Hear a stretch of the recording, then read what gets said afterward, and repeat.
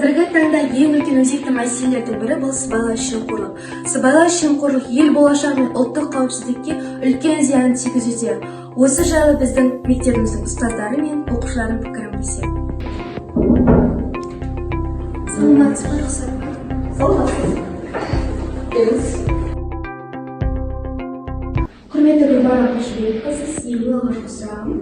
Жастарды сыбайлас жемқорлыққа шалдықтырмаудың алдын алу шараларын айта кетсеңіз. Өте жақсы сұрақ. Тіпті бұл сұрақ сіздерді толғандырып жүрген мені өте қуантады.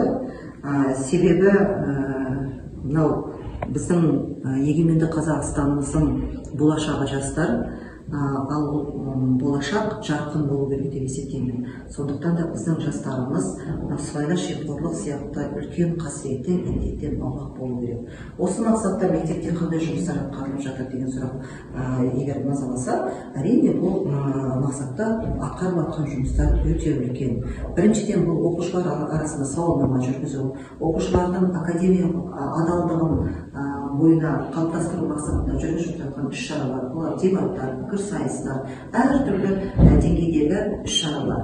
Сондықтан да бұл сұрақ біздің әрбір жасты мазаласа, әрбір жас өзінің адал болуын, қоғамға қажетті тұлға болуын ойласа, сыбайлас жемқорлықтан аулақ жүру керек деп есептеймін. Саламатсыз ба? Сіздің осы директорыңыз ісі жайлы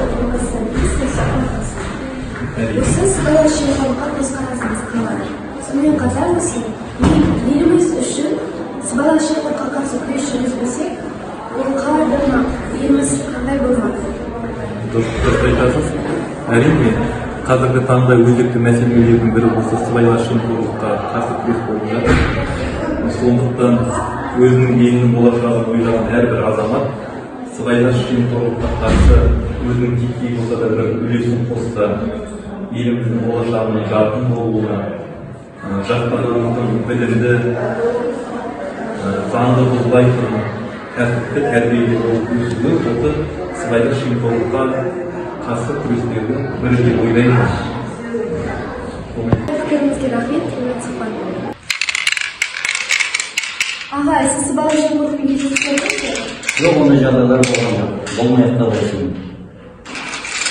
Сыбайлас жемқорлықтың туындауына кім болсын?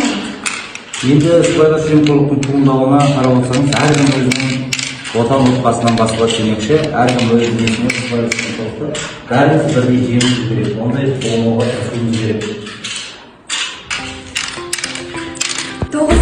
Тобықтай түйгені, сыбайлас жемқорлықпен күресте әрбір адам өзінен бастау керек. Не ол басшы болсын, не ол жай қызметкер, орта қызметкер болсын, еліне, ұлтына адал болу керек. Барлығы осыдан басталады.